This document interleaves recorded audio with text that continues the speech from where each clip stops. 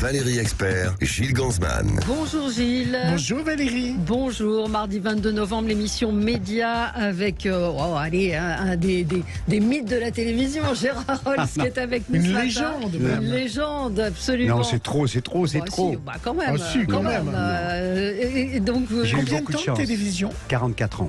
44 ans de service public, Ouais. malgré les sirènes du Oui. privé. ouais. Pourquoi Un vous avez jour, jamais il y a un résisté? humoriste, c'est même pas la peine que je le cite, qui a dit oui, mais il est resté sur le service privé parce qu'on l'a pas demandé, sur le service public parce qu'on ne l'a pas demandé à l'extérieur. Faux. Faux. 5 fois. Et pourquoi, 5 fois. vous avez dit non? Manque de confiance Ouais. et grande confiance de la part de mes patrons de Ouais. l'époque. Et puis surtout, il y a eu la bascule, ça a vraiment été l'histoire du Téléthon. Ouais. C'est le moment où j'étais le plus choyé, où on m'a le plus demandé de passer sur TF1. Il y a un moment au Canal, et ensuite la 5. Ouais. Et on m'a proposé le Téléthon en 1986 avec mon copain Cérillon. Et Ouais. là, j'ai dit, ça, c'est un des trucs de ma vie, quoi. Ouais. C'est Donc, c'était, l'utilité de la télévision. Et puis la puissance quand même du service public avec le Paris-Dakar, avec les droits qu'avait le service Dakar, public, le Tour de France, Roland Garros, on avait le rugby, on avait aussi le tournoi Destination, bref, Ouais. beaucoup de c'est resté. possibilités de s'éclater, c'est ce qui est arrivé pendant 44 ans. Vous êtes triste qu'on vous demande pas de temps en temps d'être dans le Téléthon, que vous soyez plus dans On m'a cette demandé aventure? là, on m'a demandé là. Non, j'ai tourné la page. Non, Ouais. Gilles, c'est très simple. La page de quoi? De la télé, du Téléthon, de la tout? télé. Parce que vous êtes sur scène, Oui, voilà. on dira un mot, hein, vous étiez à Belfort. Tout ça s'est passé par amour Voilà. et au bon moment. Donc Voilà. c'est pour Par ça que je amour, parce que dis, j'ai vous eu une avez- chance incroyable d'abord d'avoir fait l'un des plus beaux métiers Ouais. et de continuer avec le deuxième plus beau métier du monde qui est comédien. Donc la chance. En plus, tout s'est enclenché. Ouais. J'ai été placé à la télévision par mon école de journalisme, quand même. Madame Richer, qui était la directrice du centre de formation des journalistes, qui a appelé des groupes en disant j'en ai un qui est un peu remuant, là, qui a quelques idées, vous allez voir, il est plein d'énergie, prenez-le. Ils m'ont pris. Il y avait une place. Donc ça a commencé comme ça. Après, Cavada me dit, il faut que tu présentes le journal. Je commence à présenter le C'est vrai. journal. Après, François-Henri de Virieux me dit, oui, j'ai vu ta pêche, j'ai vu ton énergie, ça serait bien si tu passais au sport. Je suis passé au sport. Robert Chapat, un peu malade, m'a laissé sa place, gentiment. J'ai fait Stade 2. Enfin bref, tout s'est enclenché. Ça veut dire que comme vous êtes Stéphane Bern, il faut savoir partir et pas faire comme Drucker, rester jusqu'à plus d'âge. Ouais, mais Michel continue de faire des bonnes émissions, donc on peut pas lui reprocher Oui, ça. Il est accroché, il fait un bon... Tiens, parenthèse, Ouais. je suis allé le voir dimanche dernier. Ouais. À son C'est one-man très show. étonnant, son Ouais. spectacle. C'est Il très paraît. étonnant et très touchant. Et juste pour terminer sur Ouais. mon histoire Ouais. d'avoir tourné la page, en 2016, tout s'est enclenché parfaitement. J'avais décidé d'arrêter cette année-là. Ma femme a été nommée, ma femme d'amour, Muriel, a été nommée Mayette, à la Villa Médicis, maintenant. directrice. Ouais. Voilà. Donc, Bah oui. je me suis dit, allez, direction Rome. On va vivre pendant 3 ans à Rome. C'est le bonheur absolu parce qu'on est très fusionnels. On ne pouvait pas se séparer. Je voulais pas imaginer Vous faisiez faire quoi là-bas, des d'ailleurs? allers-retours. Pardon. Vous faisiez quoi là-bas? Vous étiez J'étais madame, le guide, Monsieur j'étais le Mayette guide privé de tous les. J'étais Monsieur Mayette. Ouais. Exactement, je me présentais Voilà. comme ça. Ouais. Je me présentais comme Monsieur Mayette, le prince consort, principe Voilà. consort. C'est pas l'italien, non? Si, Voilà. oggi parlo Mais vous italiano. faisiez quoi de vos journées là-bas? Si, à alors, Rome? par exemple, Ouais. je faisais 2 heures d'italien tous les matins. D'accord. Il m'a permis ensuite de parler maintenant couramment. Ensuite, j'étais guide pour un certain nombre de copains, visiteurs, d'amis. ouais. Ça a été de Leonardo DiCaprio à quand même. Ségolène Royal, à Darmanin, à Miu Miu qui est venu, à bref, Béatrice le roi des Belges aussi avec sa femme Fabiola, pardon. Donc vous avez fait guide pendant 5 ans Voilà, encore, en gros. et je leur expliquais Rome et la Villa Médicis, depuis de Galilée en passant par... Je regrette de ne pas être venu vous voir. Par Berlioz, Gounod et tout ça. Formidable. Et donc voilà, donc l'amour, je me dis, je ne peux pas me séparer de ma Muriel, Ouais. d'une part, et puis Fait le tour, j'étais au plus haut, sans orgueil, quoi, mais je dis, voilà, je présentais et j'organisais un certain nombre de grands événements, j'avais la confiance de mon copain patron, Daniel Bilalian. Je dis, ok, allez, j'arrête, et je bascule dans ma deuxième vie, comédien et les livres. Et ça fonctionne, et on va reparler de Vive le sport et ses petits secrets. Vous êtes sur scène, et puis ce livre incroyable, 24 heures du Mans, 1923-2023. Non, je le garde. Je le garde. C'est exactement ça, c'est les cadeaux de Noël. C'est un cadeau de Noël. C'est le cadeau, parce que même ceux qui sont pas férus de sport automobile ou même des 24 heures du Mans, vous allez apprendre des trucs dingues. C'est vraiment, c'est une mine incroyable. Oui, c'est une encyclopédie, le livre officiel. C'est le livre officiel pour les 100 ans des 24 heures du Mans. Il y a tout. Et c'est paru chez Grund. Alors Gilles, rapidement. Je vais garder le Touron que vous m'avez ramené d'Espagne. Voilà, absolument. On peut passer au zapping. Allez, zapping. Sud Radio Média, l'instant zapping. Alors, Gérard, Valérie, on ne sait pas si ça les a démoralisés hier avant le match des Américains qui était sur TF1, qui a plutôt bien marché. Vous savez quoi? Il y a le président Joe Biden qui a appelé l'équipe américaine avant qu'il joue, et il s'est proposé de venir les aider sur le terrain. Au moment où il fête ses 80 ans. Et où il est un peu désorienté. En américain dans le texte. Sir, you have the U.S. men's national soccer team. Coach, put me in. I'm ready to play.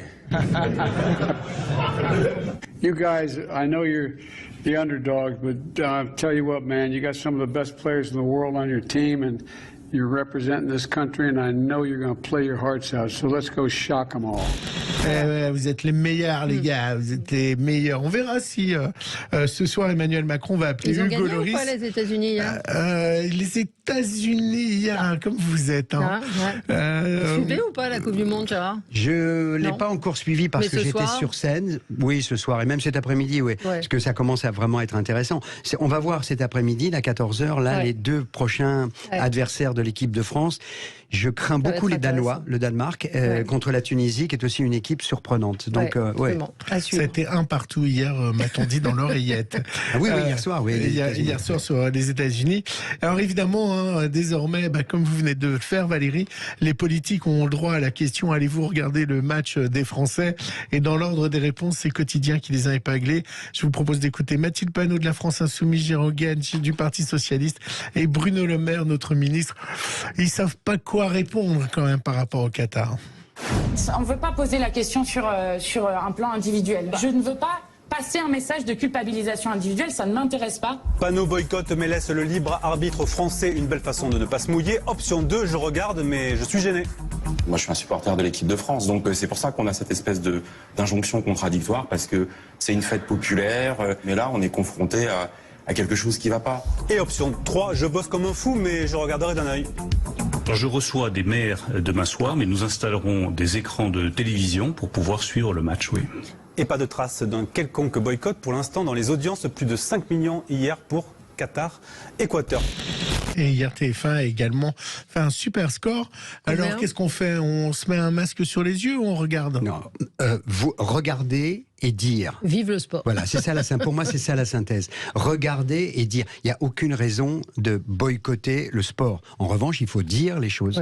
Il faut informer les gens sur les conditions, les fameuses conditions de travail des ouvriers qui ont construit ces 8 stades, sur les traditions du Qatar, parce que c'est traditionnel, c'est leur religion et c'est leur morale de vivre de cette façon-là. Donc, mais dire les choses exactement comme elles sont, surtout pas de censure, dire et profiter d'être sur place pour dire les choses. C'est ce que nous, par exemple, on a fait pendant des années, pendant le Tour de France, à propos du doping. Oui, du dopage. On parlait à la fois du sport, à l'antenne, on décrivait la course, et puis j'avais nos journalistes, les Alain Vernon, les Dominique Leglou, entre autres, qui faisaient les enquêtes sur le doping, qui allaient voir les gendarmes, qui allaient voir les hôtels, etc. Jamais aucune censure. C'est ce qu'il faut faire là. Alors, Gérard, je savais qu'on parlerait du Téléthon, mais aujourd'hui, les Restos du Cœur, ce jour même, lancent leur 38 ans. Campagne de dons et de distribution. Et vous savez quoi? Il y a un nouveau phénomène. Désormais, on demande des produits pour les nourrissons et les bébés. On témoignait hier Patrice Doucet, qui est le président des Restos du Cœur. Il racontait ça dans cet à vous. 110 000 bébés de 0 à 3 ans accueillis par les Restos du Cœur, et avec une augmentation de 25% sur la même période dans les 6 derniers mois. C'est affolant. Et c'est notre responsabilité aujourd'hui, effectivement, vous le dites, de faire en sorte que ces bébés d'aujourd'hui ne soient pas les personnes que l'on accueille demain. Comment y parvenir ? Ça veut dire qu'il faut effectivement apporter une aide alimentaire à tous ces bébés. Aujourd'hui, on voit l'augmentation des prix. Les mamans que nous voyons, qui sont souvent des mamans seules, dans des familles monoparentales, donc avec des enfants, elles viennent, elles nous disent, nous, le choix entre des paquets de couches, du lait ou simplement manger pour moi, il est fait. Ce sera d'abord mon enfant et mes bébés. 110 000 bébés, Valérie. Si vous êtes parisien ou si vous allez venir dans la capitale pour les fêtes, il y a désormais la Friends Experience. Vous regardiez Friends comme série américaine? Non. Pas du tout. C'est pas trop notre génération. Non, pas non plus, vous aussi, Valérie. Bon, on va faire vite. En tout cas, il y a 15 000 mètres carrés, 12 espaces avec l'appartement de Monica et Rachel, le Central Perk et le canapé. Et vous pouvez même chanter en karaoké la chanson Smelly Cat de Phoebe. La journaliste de BFM s'est essayée. J'ai même chanté, ça aussi c'était un rêve, Smelly Cat, la chanson de Phoebe, évidemment, regarde. Smelly cat, what are they feeding you? Everybody! Smelly cat, it's not your fault. Smelly cat, what are they feeding you? Smelly cat, it's not your fault.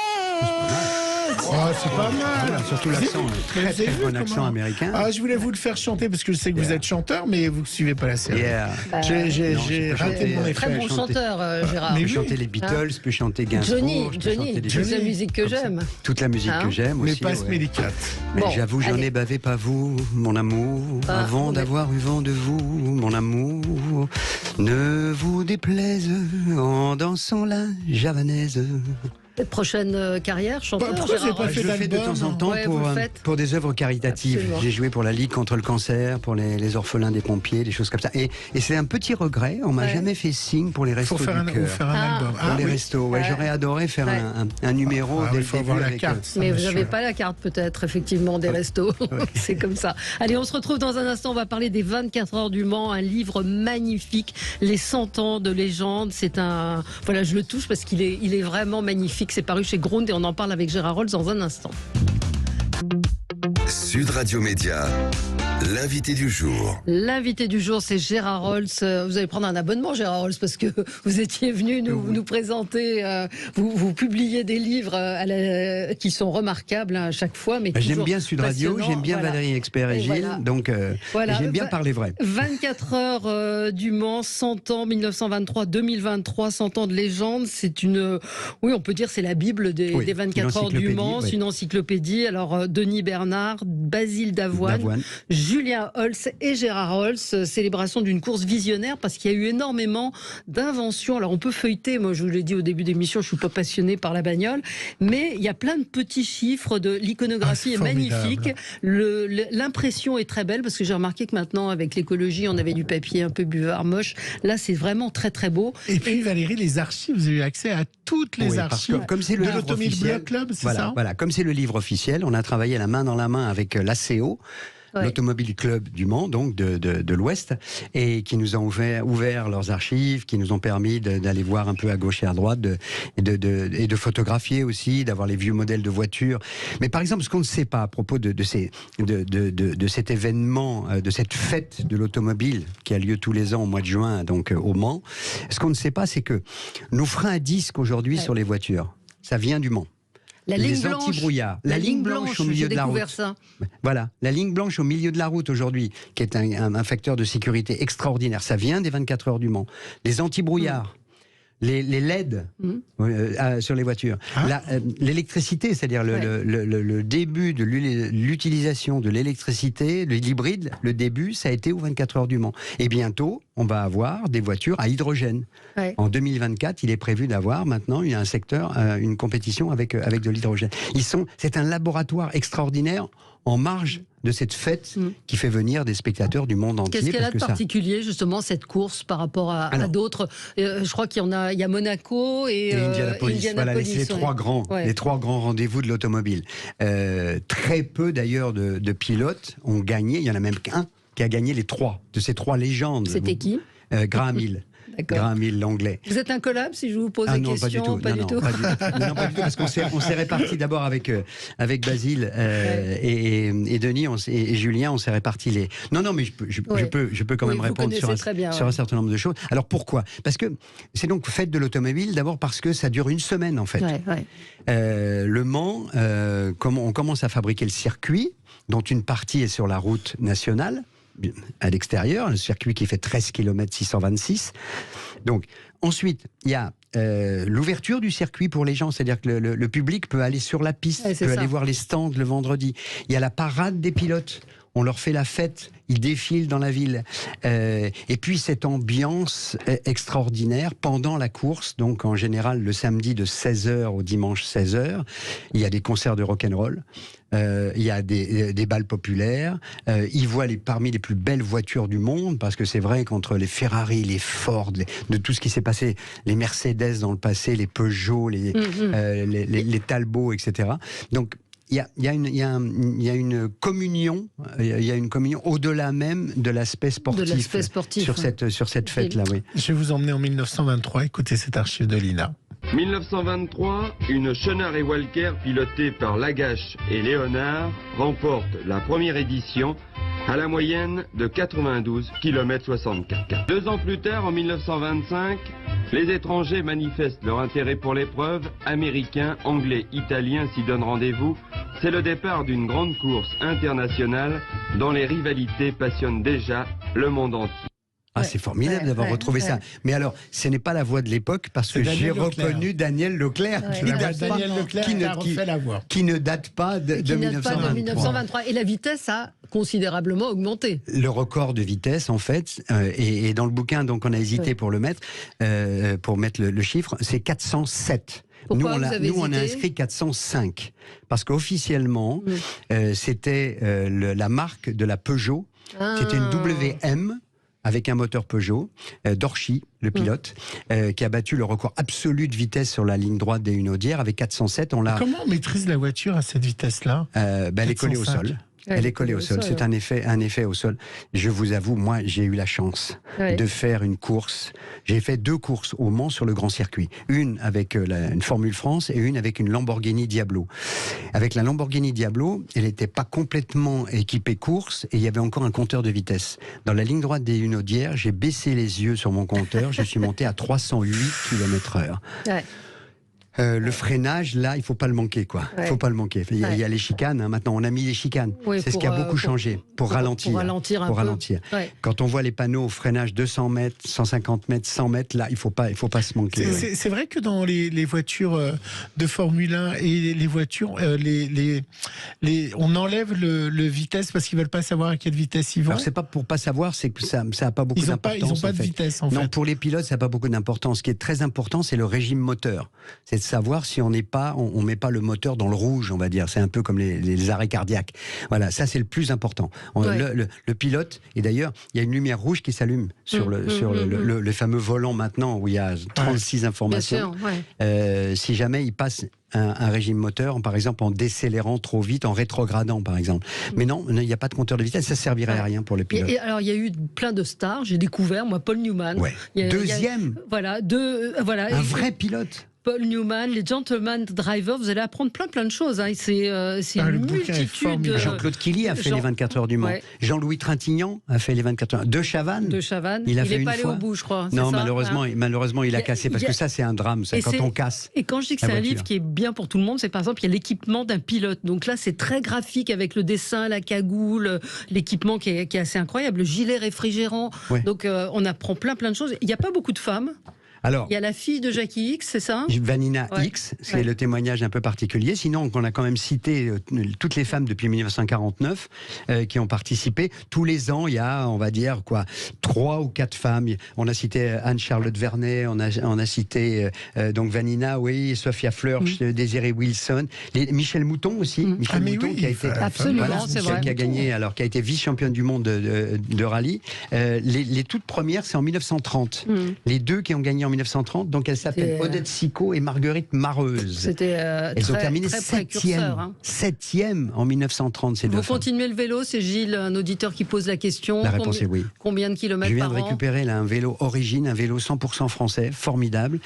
Les bonnes années, lorsque je suis pas blessé, parce qu'il m'est arrivé de me casser le bassin, de casser le tendon d'Achille, je fais jusqu'à 10 000 km par an. Ouais. 10 000 km par an? Les bonnes années.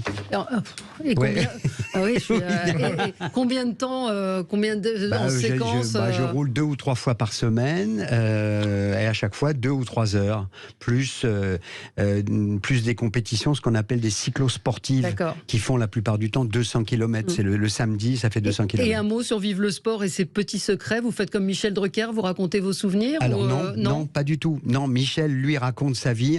Il raconte sa vie, son opération. Et c'est pour ça que c'est très touchant. Et il joue au Marigny en ce moment, c'est formidable. Et vous êtes en tournée. Moi, c'est le contraire un peu. C'est-à-dire que moi, je raconte des grandes histoires de sport. Je raconte en particulier 5 femmes exceptionnelles. La première femme qui a sauté en parachute, 1799, vous vous rendez compte? Par amour pour son mari qui a inventé le parachute. La première femme sur le Mont Blanc. Non, pas une égratignure, Valérie, pas une égratignure. La première femme sur le Mont Blanc. La première femme noire américaine qui a gagné Roland Garros en 1956 alors qu'on l'empêchait de rentrer dans les vestiaires aux États-Unis par ségrégation. Voilà. Et puis une femme que j'adore, qu'on connaît très peu en France, qui est Alice Milia. C'est elle qui a fait craquer Coubertin pour faire entrer les femmes dans les Jeux Olympiques. Et je raconte ça en détail. Eh ben, écoutez, on ira vous voir sur scène. On vous écouterait des heures, Gérard Rolls. En tout cas, ce livre, c'est le cadeau idéal, cadeau de Noël idéal, 100 ans de légende. On va peut-être en faire gagner un, nos auditeurs. Ça serait bien, oui. Voilà, donc appelez-nous 0826 300 300 et nous prendrons le 3e. On n'en ferait pas un, mais vous offrez aux auditeurs. Voilà, absolument. Non, très très chouette cadeau pour les petits, les grands. C'est formidable. Merci Gérard. Juste avant de retrouver Jean-Jacques Bourdin, Valérie, demain, un invité exceptionnel. On a Dominique Farrugia qui sera ici dans le locaux. Super. Bien. Merci à vous. Dans un instant, Jean-Jacques Bourdin et son Parler vrai. Sud Radio.